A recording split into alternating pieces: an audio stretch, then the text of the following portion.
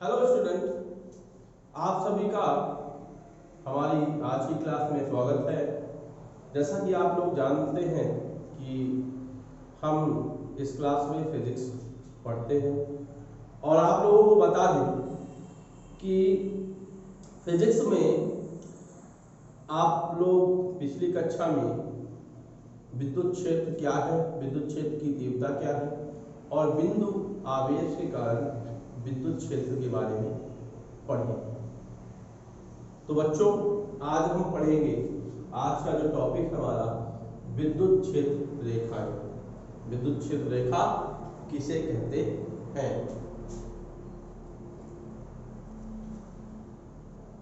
ये हमने लिखा है विद्युत क्षेत्र रेखा। क्या होता है विद्युत क्षेत्र रेखा? विद्युत क्षेत्र रेखा में एकांक धनावेश जिस पथ पर गमन करता है, एकांक धनावेश जिस पथ पर गमन करता है उसे ही बोलते हैं विद्युत क्षेत्र रेखा या विद्युत बल रेखा।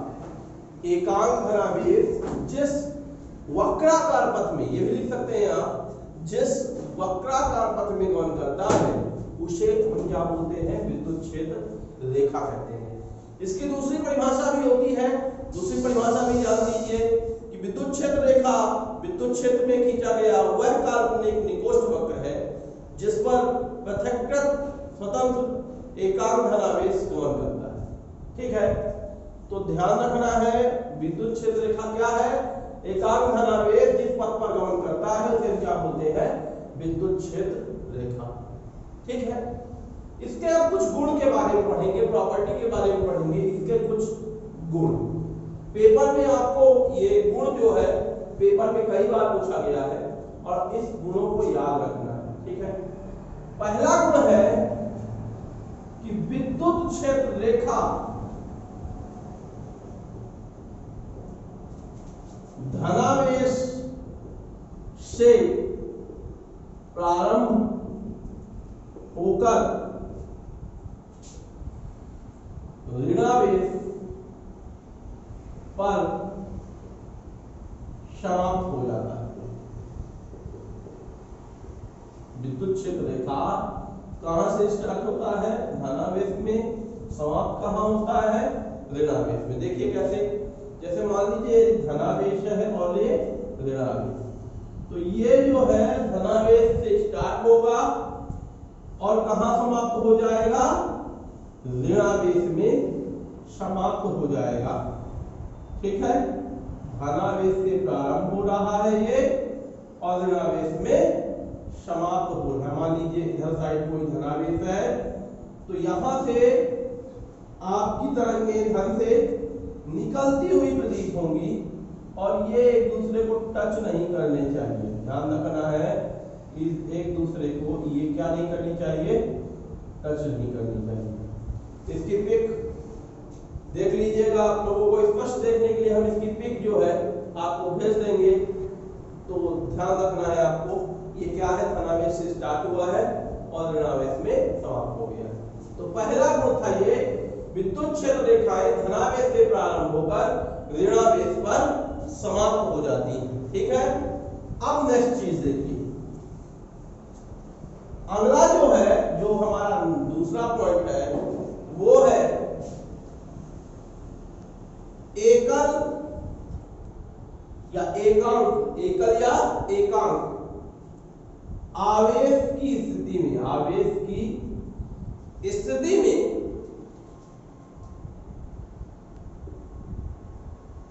कैसे एकल आवेश की स्थिति में?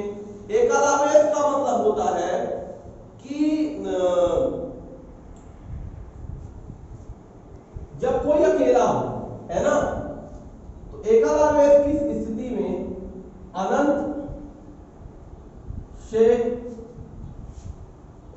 प्रारंभ होती हैं और अनंत में ही समाप्त हो जाती है।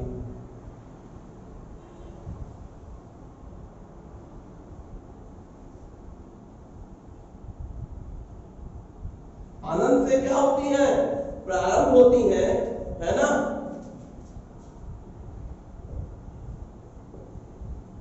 अथवा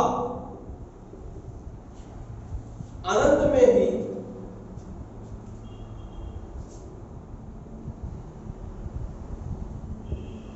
समाप्त हो जाती है। कैसे ये होता है देखिएगा, ध्यान से देखिएगा, इसको पढ़िए एक बार।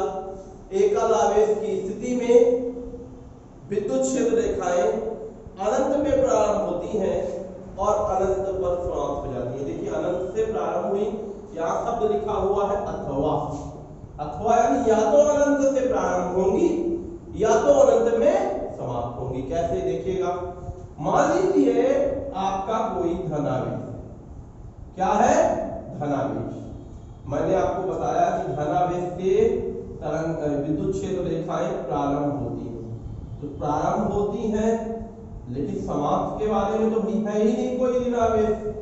तो भाई ऐसी स्थिति में क्या होगा कि ये शुरू तो हो जाएगी धनावेश लेकिन समाप्त कहाँ होगी, अनंत पर समाप्त हो जाती है।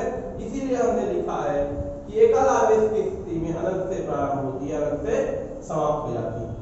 इसी तरह अगर माइनस है तो हमको केवल आती हुई प्रतीत होंगी लेकिन जाती हुई प्रतीत नहीं होंगी, यानी अनंत से प्रारंभ हुई इसमें और इसमें अनंत पर समाप्त हुई, अनंत से प्रारंभ होकर अनंत पर समाप्त हो जाती है।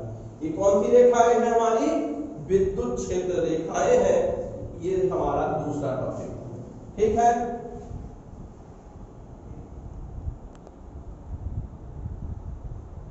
देखिए अब तीसरा नंबर पॉइंट जो है, तीसरा नंबर पॉइंट ये कहता है कि विद्युत क्षेत्र रेखा के किसी बिंदु पर खींची गई स्पर्श रेखा उस बिंदु पर परिणामी विद्युत क्षेत्र की दिशा को प्रदर्शित करती है। विद्युत क्षेत्र रेखा पर खींची गई स्पर्श रेखा उस बिंदु पर परिणामी विद्युत क्षेत्र को प्रदर्शित करती है।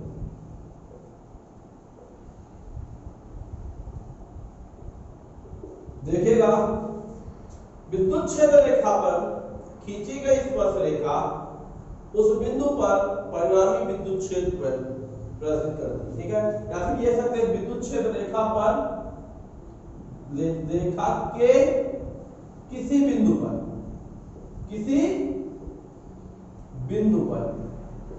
खींची गई स्पर्श रेखा उस बिंदु पर परिणामी विद्युत क्षेत्र को प्रदर्शित करती है। देखिए मान लीजिए तरंग है हमारी, ठीक है, विद्युत क्षेत्र रेखा है, इस पर हम ये स्पर्श रेखा यानी इससे होकर जाने वाली रेखा अगर दर्शाए, ठीक है, तो ये क्या होगा, ये ई के डायरेक्शन को बताएगा, इस पॉइंट के ई के डायरेक्शन को बताएगा। यहीं पे बताया गया कि विद्युत क्षेत्र रेखा के किसी बिंदु पर खींची गई स्पर्श रेखा उस बिंदु पर परिणामी विद्युत क्षेत्र को प्रदर्शित करती है, ठीक है। ये कौन सा था टॉपिक हमारा, तीसरा नंबर था। अब देखिए अब हमारा चौथा नंबर गुण। चौथा नंबर डायरेक्ट आपके पेपर में पूछ लिया जाता है कि दो विद्युत क्षेत्र रेखाएं एक दूसरे को कभी काटती नहीं है। क्या बोला हमने कि विद्युत क्षेत्र रेखाएं एक दूसरे को कभी नहीं काटती। विद्युत क्षेत्र रेखाएं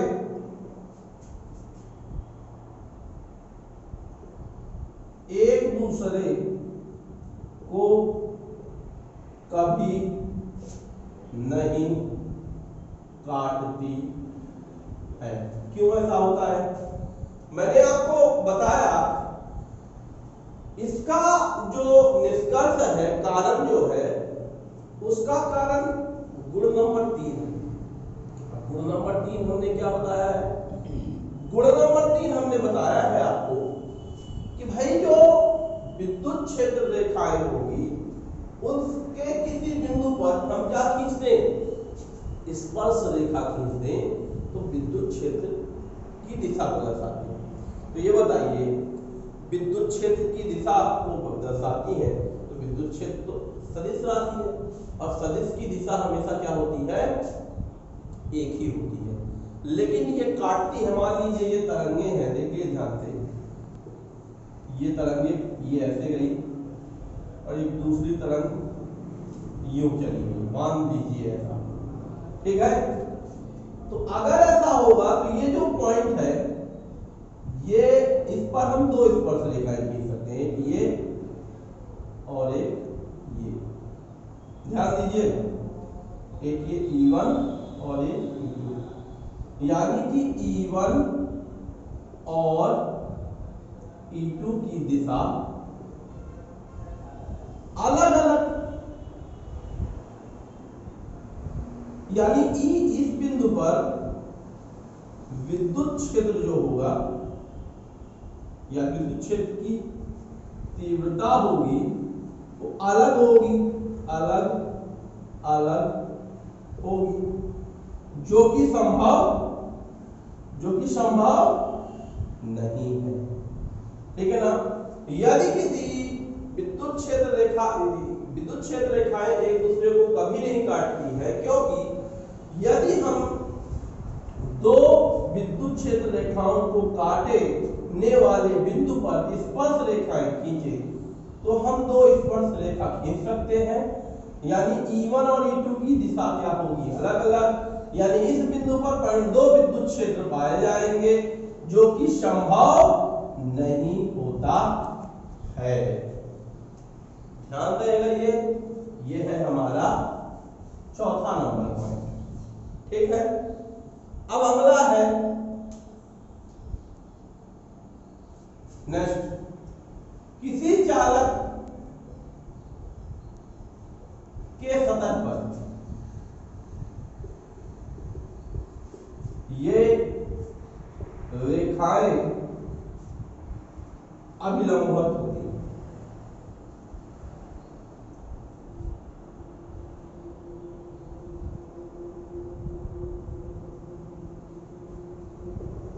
किसी चालक के सतह पर कैसी होंगी ये रेखाएं, लंबवत होंगी।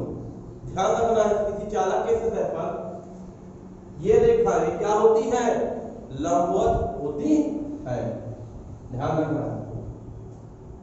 ओके, देखिएगा अगला जो पॉइंट है हमारा, ये लास्ट पॉइंट है,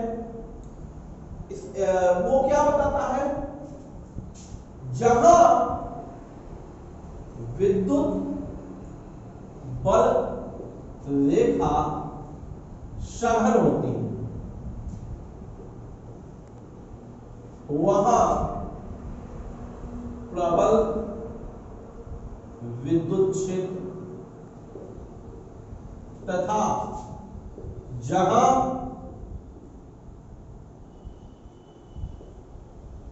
विद्युत बल रेखा विरल होती है वहां दुर्बल विद्युत क्षेत्र होता है। कैसे, देखिए, मान लीजिए प्लस है, ये माइनस है, किरणें यहां से शुरू हुई, यहां समाप्त हो गई, यहां से शुरू, यहां समाप्त, इसी तरह इधर भी, इधर भी। तो देखिए यहां किरणें क्या है, दूर दूर है, और यहां पास क्या है, पास पास है। तो ये क्या हो जाएगी, ये है प्रबल और ये है हमारा दुर्बल विद्युत क्षेत्र। तो बच्चों ये कुछ हमारे विद्युत क्षेत्र के गुण थे, आप इसको देखिए, इस वीडियो को लाइक कीजिए, सब्सक्राइब कीजिए, अच्छे से रहिए, गुड डे।